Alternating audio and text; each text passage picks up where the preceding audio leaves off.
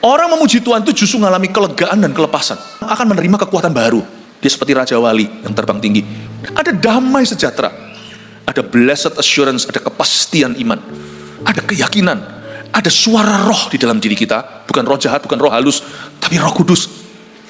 Waktu kita memuji, Tuhan ada di sana. Adalah baik itu karena efek memuji itu tiada lain, sukacita kita bertambah. Gak ada orang yang memuji Tuhan itu kesurupan. Gak ada orang yang memuji Tuhan itu jadi depresi dan bunuh diri. Mari kita bicara tentang hadirat Allah. Tuhan Hakim yang adil, saya baca dulu sampai ayat ke-5. Mazmur, nyanyian untuk hari Sabat, adalah baik untuk menyanyikan syukur kepada Tuhan, dan untuk menyanyikan mazmur bagi nama-Mu, ya yang maha tinggi. Untuk memberitakan kasih setiamu di waktu pagi, dan kesetiaanmu di waktu malam. Dengan bunyi-bunyian 10 tali, dan dengan gambus, dengan iringan kecapi, sebab telah Kau buat aku bersuka cita ya Tuhan, dengan pekerjaanmu, karena perbuatan tanganmu, aku akan bersorak-sorai. Ini adalah mazmur, nyanyian untuk hari Sabat. Ada 2 macam hari Sabat yang kita harus hayati. Satu, hari Sabat bersama alias korporat. Ketika kita datang ke gereja seperti ini, kita menyembah, gak ada penontonnya, gak ada jurinya. Kita semua adalah choir sorga. Kita semua ini anggota kurnya. Meskipun yang melayani di atas panggung hanyalah kaum Asaf. Di Perjanjian Lama, mereka lah yang ditunjuk oleh Daud sebagai WL, sebagai musisi, sebagai pemimpin pujian, sebagai singer dan penyanyi. Tapi tidak ada di dalam pandangan Allah bahwa jemaat di sebelah sini, kami di sebelah sana. Ini yang melayani, ini yang dilayani. Hari Sabat itu artinya bukan istirahat. Itu iya. Kita taruh segala yang lain, hanya ada satu aktivitas yang kita lakukan, yaitu menyembah Tuhan. Kita semua itu bagian dari choirnya, kita semua ini kurnya. Hari Sabat itu harus dihayati secara korporat. Makanya itu ketika kita nyanyi, meskipun kita rame-rame nyanyinya, setiap hari menyembah secara pribadi. Tidak ada orang yang boleh menganggur. Dan kalau kita sudah ditebus oleh darah Yesus, kita berutang budi sama Tuhan. Dengan apakah ku balas ya Tuhan, lain puji dan sembah Kau. Nyanyian adalah, pujian adalah nyanyian orang-orang yang ditebus. Dimana kita itu datang meskipun bersama-sama, suara kita tenggelam di tengah-tengah lautan manusia, tetapi hati kita tidak boleh tenggelam di tengah-tengah lautan manusia. Hati kita itu harus menyembah. Makanya mulut harus nyanyi. Kita tidak boleh diam, karena kita bukan pendengar. Kita semua pemuji. Hari Sabat yang lain adalah Sabat secara pribadi. Increase praises in your life. Tingkatkan puji-pujian dalam kehidupanmu. Memuji Tuhan itu gampang kok. Apalagi zaman teknologi, tinggal pakai aplikasi kalau nggak bisa main musik. Kalau kita merasa suara kita itu perlu dimentori, ya sudah langsung aja ikut nyanyi. Beliot kanan kiri juga nggak ada yang mengkritiki. Kita semua itu increase praises. Kebaktian 1 saya nggak ulangi lagi, saya kasih sedikit aja summary. Waktu kita memuji Tuhan itu ya, waktu kita memuji Tuhan itu, suara kita mungkin pas-pasan, tetapi waktu kita menyanyi itu ada sesuatu yang doa nggak bisa capai, puasa saja nggak bisa capai, peperangan rohani, sekedar doa berbahasa roh aja tidak bisa mencapainya. Saya kasih contoh. Suatu hari saya merasa kayak hati saya itu berat sekali. Saya doa, dan saya memang tukang doa. Dan saya doa perangi semuanya juga nggak jebol-jebol. Bahasa pagi, hati itu nggak plong. Saya bukan bicara, kalau saya nggak ngomong kalau kita itu harus main perasaan, bukan. Tapi perasaan kita juga bisa menjadi kesaksian roh kita bahwa sesuatu belum terjadi, sesuatu belum menerobos. Saya ingat kok, suatu sore itu pas lagi hari istirahat saya ambil gitar, pinjam gitar anak saya. Jereng, merinding langsung tuh kepala. Saya main gitar itu pas-pasan, malahan nggak bisa. Kalau bisa kan sudah main di depanmu. Saya mainnya cuma bisa kunci C, G, kunci C dan G. Itu pun nggak semua. Tapi waktu saya mulai jereng, waktu nyanyi, my soul was lifted up. Jiwa saya itu langsung diangkat. Lain tuh. Tadi padahal saya udah doa jam-jaman juga beda fungsi. Baru jereng sekali, jereng itu sudah merinding. Saya nggak bicara tentang feeling. Tetap sungguh-sungguh bisa, benar-benar pujian itu bisa mengasyir kita masuk ke hadirat Allah dengan cara yang begitu istimewa. Doa saja nggak bisa.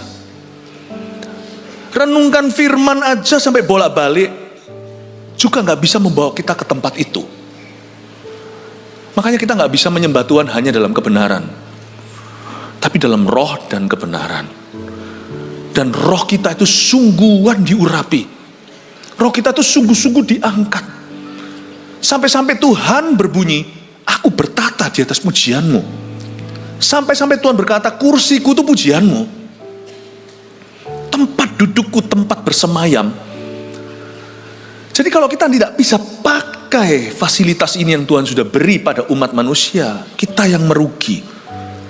Tahukah, hanya kita loh, di makhluk ciptaan Allah yang bisa nyanyi. Sungguhan.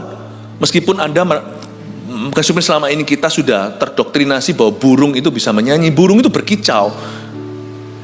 Memang akhirnya kita percaya bahwa semua kicauannya itu memuji Tuhan. Tapi yang bisa nyanyi itu hanya you and me. Meskipun suara kita jauh dari Bruno Mars, Whitney Houston, dan sebagainya, tapi kita kan bisa nyanyi. Dan Tuhan kalau ngasih kemampuan untuk memuji itu tidak tunggu suara orang itu merdu. Buktinya yang gak merdu suaranya sini, angkat tangan ayo jujur. Ya gak merdu ya. Kadang-kadang merendahkan hati. Nanti mikrofon kalau dikasih di mulutnya langsung nyanyinya wow, padahal bilang gak merdu. Orang Indonesia itu very humble soalnya. Jadi saya ragu, sungguhan yang angkat tangan tadi gak merdu itu ternyata merdu sekali, siapa tahu. Tapi sekalipun gak merdu, bisa nyanyi kan? Kenapa Tuhan kok nggak cerewet dulu? Yang nggak merdu, yang nggak punya talenta itu yang nggak usah, nggak bisa nyanyi. Anjing husky, serigala, tapi bukan melodi. Yang bisa melodi, harmoni, suara 1, 2, 3, kunci A, kunci G, kunci setang. Cuman Anda dan saya. Do you think it is by coincidence that God has created us that way? Kira-kira apakah kebetulan Tuhan menciptakan kita demikian? Tentunya tidak, saudara. Ayat 2, adalah baik untuk menyanyikan syukur kepada Tuhan. Dan untuk menyanyikan mazmur bagi namamu yang maha tinggi. Nanti ibadah berikutnya saya jelaskan bedanya antara mazmur, kidung pujian, nyanyian rohani. Gak rumit kok, sungguhan. Pelajaran praise and worship itu bukan untuk tim PAW. Pelajaran praise and worship itu bukan tentang musik. Praise and worship itu tentang orang Kristen. Karena menyembah adalah copyright-nya kita. Right to copy, semua orang bisa. Kenapa disebut baik? Adalah baik untuk menyanyi. Karena waktu kita nyanyi, waktu kita memuji, roh kita diangkat. Meskipun kita gak ngerasa apa-apa. Oh, mana gerengnya? Gak tentu selalu ada gereng-gerengnya, oke? Kalau sana sungguhan kepingin listrik, ya sudah colokkan aja jari. Bukan itu, tapi kadang-kadang ada manifestasi jasmani tidak bisa disangkali, tapi it's not the point, itu bukan tujuannya. Namun demikian, waktu kita nyanyi sungguhan, bukan perasaan, tapi karena kebenaran. Tuhan bersemayam di atas pujian itu artinya sesuatu connect di dalam jiwamu dengan Tuhan. Waktu kita memuji, kita sama Tuhan jadi sealiran. Dan seolah-olah kita yang dibawa ini diangkat rohnya untuk berada di level di mana Allah berada, yaitu hadiratnya. Meskipun mungkin perasaan pikiran kita perlu waktu untuk nyusul, dan hidup kita nggak langsung ngalami mujizatnya, apalagi melihat berkat. Tapi ketahuilah bahwa waktu kita memuji, Tuhan ada di sana. Adalah baik itu karena efek memuji itu bukan tiada lain, sukacita kita bertambah. Gak ada orang yang memuji Tuhan itu kesurupan. Gak ada orang yang memuji Tuhan itu jadi depresi dan bunuh diri. Orang memuji Tuhan itu justru mengalami kelegaan dan kelepasan. Orang memuji Tuhan itu akan menerima kekuatan baru. Dia seperti Raja Wali yang terbang tinggi. Jadi memuji Tuhan itu baik karena efeknya atas kita itu luar biasa. Tapi gak bisa kita rumuskan. Karena sifatnya spiritual, terjadi within you, di dalam dirimu. Sukacita itu sungguh-sungguh masuk di dalam hidup kita. Ada damai sejahtera, ada blessed assurance, ada kepastian iman, ada keyakinan, ada suara roh di dalam diri kita. Bukan roh jahat, bukan roh halus, tapi Roh Kudus. Waktu kita memuji Tuhan disebut adalah baik, karena memuji Tuhan itu tidak pernah harmful. Orang memuji Tuhan itu jadi dekat sama Tuhan. Orang memuji Tuhan itu jadi datang ke Tuhan. Paulus dan Silas memuji Tuhan di penjara. You see apa yang terjadi? Gak selalu kalau kita memuji Tuhan terjadi begitu. Tapi penjara pun terbuka pintunya, bahkan belenggu tangan mereka runtuh. Secara rohani pasti terjadi, secara jasmani tidak tentu. Secara rohani pasti ada sesuatu yang runtuh, yang setan pasang padamu. Kuk yang dipasang itu ringan soalnya oleh Tuhan. Selain itu, saya sih curiga ayat adalah baik untuk menyanyikan syukur pada Tuhan. Mungkin dari sisi Tuhan nampak beda. Seorang hamba Tuhan, puji Tuhan saya berkesempatan untuk ketemu, namanya Don Moen. Ya, kalau di Indonesia OE dibaca U, Don Moon. Ya, Don Moen ini menulis lagu Praise Looks Good on You. Profetik sekali, betul sekali. Waktu kita memuji, dari sisi Tuhan bayangkan, kira-kira bagaimana cara beliau melihat kita. Waktu kita senang, kita memuji Tuhan, dari sisi Tuhan pasti memandang kita begini, orang ini tahu diri. Dia tidak seperti si kusta 9 yang setelah sembuh tidak pernah kembali. Tapi kalau kita dalam masalah, dari sisi Allah melihat kita memuji Tuhan, kira-kira Tuhan mikir apa? Kalau bukan bangga. Tuhan bertahta di atas pujian umatnya, itu berarti Tuhan bangga sama si pemuji. Kamu di dalam belenggu, dalam penjara, dalam dungeon, di tempat yang begitu lembab, ada tikus kala jengking lagi, di belenggu tangan Paulus dan Silas memuji Tuhan. Dari sisi Tuhan itu bertahta di atas pujian, kira-kira aplikasinya apa? Kalau bukan Tuhan itu bangga karena pujian orang itu. That's how much you believe and trust me. Segitu banyak loh, segitu besarnya loh kamu tuh percaya kepadaku. Dan khususnya dalam kejadian itu terjadi gempa bumi yang supranatural dan real secara nyata. Mungkin dalam konteks kita tidak tentu terjadi gempa bumi seperti itu. Tidak tentu terjadi physical manifestation atau manifestasi jasmani. Tapi kita akan mengalami yang sama dengan Paulus dan Silas. Ujung pujian itu selalu perkenanan Allah dalam hidup kita. Praise looks good on you. Entah gimana kalau orang memuji Tuhan itu dari sisi Tuhan, orang itu nampak 7 kali lebih cantik, 7 kali 70 kali lebih ganteng, lebih cakep. Makanya itu tim PAW juga harus hati-hati, bukan hanya pengkhotbah. Setiap orang yang berada di dalam pelayanan praise and worship itu pasti nampak lebih berkarisma, pasti kelihatan jauh lebih mulia. Jangan jatuh di dosanya Lucifer, malaikat yang sangat berbakat. Tidak heran orang-orang di dalam tim praise and worship itu banyak diserang. Harus jaga hati, tidak boleh serta-merta langsung taruh di atas. Di gereja kita itu siapapun bertalenta tetap harus mulai dari bawah, karena yang kami was-was itu bukan karunianya, tapi kedagingannya. Kami itu bukan memberikan konser, tapi membesarkan hamba-hamba Tuhan. Adalah baik itu berarti praise really makes you more handsome. It makes you more beautiful.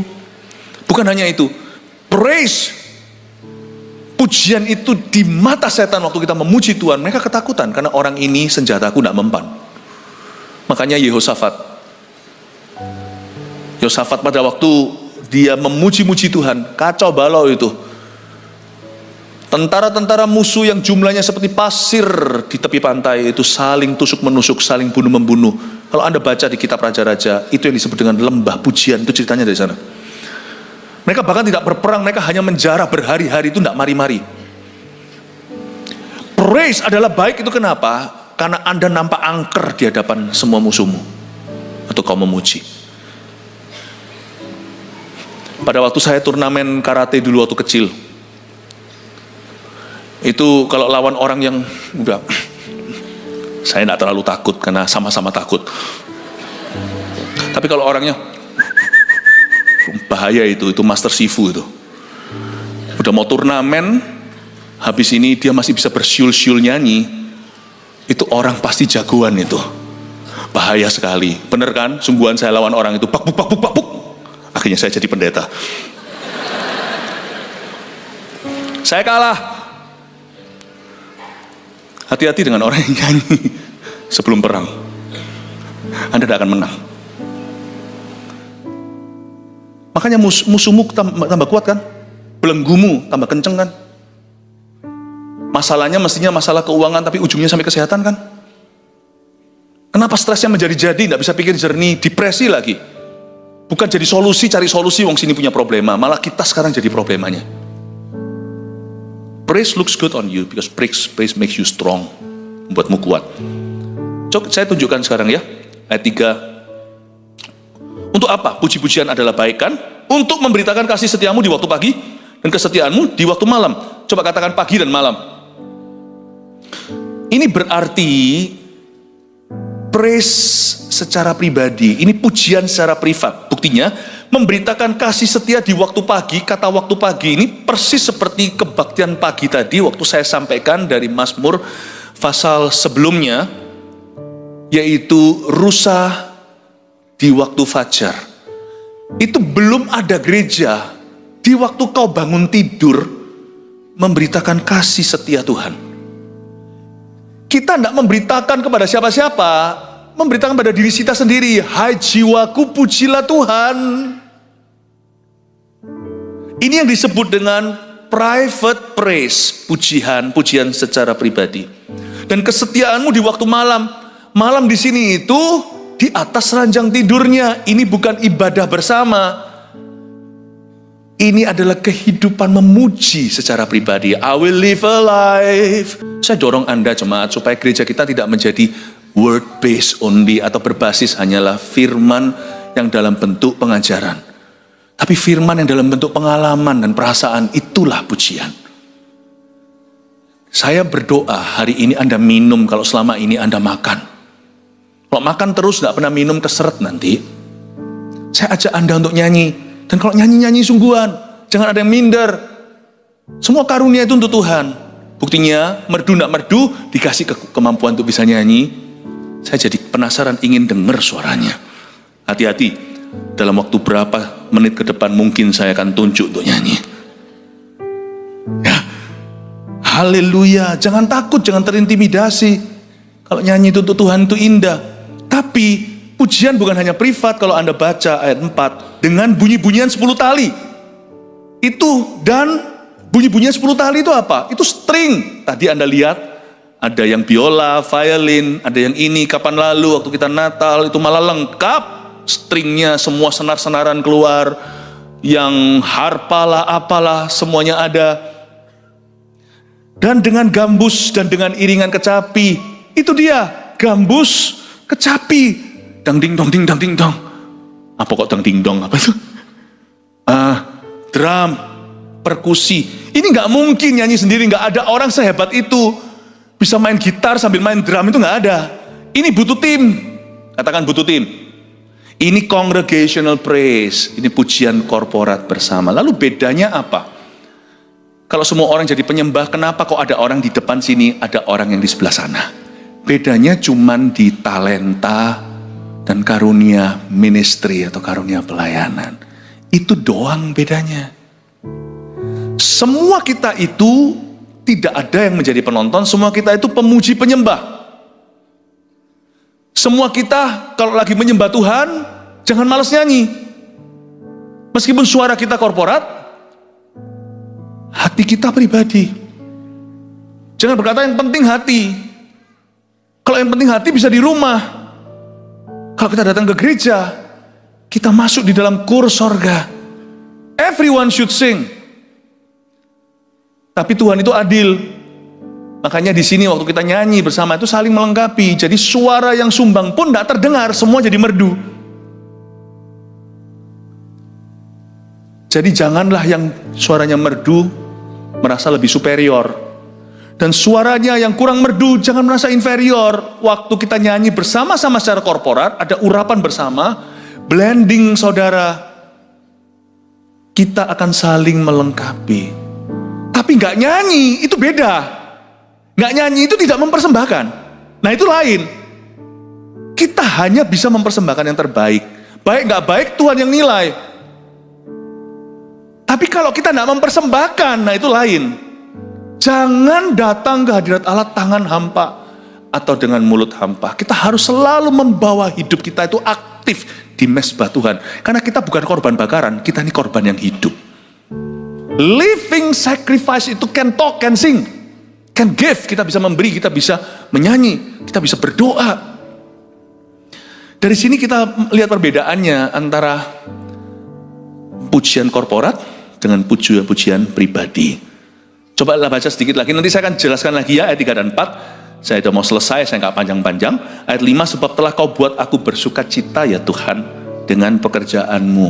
Karena perbuatan tanganmu aku akan bersorak-sorai. Bukankah judul khotbahnya, kau buat aku bersuka cita? Bagaimana caranya Tuhan membuat kita bersuka cita? Kau buat aku bersuka cita? Salah satunya adalah Tuhan memberi kita kemampuan untuk memuji. When we praise Jesus, waktu kita memuji dan menyembah Tuhan, sukacita Tuhan, bukan sukacita kita. Gimana Pastor Philip aku bersuka cita, wong aku barusan ditinggal mati oleh seorang yang kukasihi. Bagaimana Pastor Philip aku bisa bersuka cita, aku dililit hutang. Gimana aku bisa bersuka cita, aku kanker stadium 3. Bagaimana aku bisa bersuka cita, dan sebagainya. Bukan sukacitamu, Tuhan tahu kita sudah berada di ambang pintu, sudah berada, kita punya bensin itu sudah tipis. Tapi waktu kita memuji, sukacita Tuhan yang datang di hidup kita. The joy of the Lord is my strength, sukacita Tuhan kekuatanku. Bukan sukacitamu, sukacita Tuhan, sukacita Roh Kudus yang masuk ke kita. Sekarang saya ngerti kenapa kita nggak bisa menggenapi ayat. Bukankah ayat berkata, aku dapat menanggung segala perkara dalam Dia yang memberiku kekuatan. Karena kita nggak tahu dari mana kita timba sumur kekuatan itu. Kita punya centungnya, kita punya baknya, tapi kita nggak tahu sumurnya di mana, kita salah nimba. Sukacita Tuhan itu terletak pada pujian. Di situ kita timba kekuatan, sukacita Tuhan itu kekuatan kita. Makanya kita nggak bisa genapi ayat, aku dapat menanggung segala perkara. Kena perkara, 1-2 perkara kita sudah stres, depresi, sampai mau mati. Tapi kalau kita tahu di mana kita harus menimba sumur Yakub itu, kalau kita memuji Tuhan, akan ada kekuatan. Sehingga hati kita itu lifted up, diangkat. Kelihatannya kita mengangkat pujian, padahal kita yang diangkat oleh pujian. Pujian itu tidak butuh kita, malaikat lebih merdu, percayalah. Kita butuh memuji, karena waktu kita memuji, kayaknya kita yang mengangkat pujian, bukan pujian itu yang kita angkat, ngangkat kita. Dan itu bukan sekedar feeling, tapi itu adalah kekuatan alam. Sebab telah kau buat aku bersuka cita, the joy of the Lord makes everything you must face this year bearable. Sukacita yang Tuhan akan berikan dalam hidupmu ketika kita rajin memuji, baik korporat maupun privat, itu nanti akan membuat kita sanggup menanggung perkara apapun yang akan kita hadapi tahun ini. Amin Bapak Ibu Saudara. Karena perbuatan tanganmu aku akan bersorak-sorai. Begitu loh. Saya percaya bahwa kita semua bisa nyanyi. Yang bisa nyanyi katakan amin. Pastilah. Merdu nggak tentu semuanya bisa diterima di PAW Team. Karena orang yang berada di depan sini, rekan-rekan PAW maju aja sekarang, ayo sini semuanya ke panggung. Mereka itu punya karunia ekstra, katakan karunia ekstra. Mereka punya talenta ekstra, katakan talenta ekstra.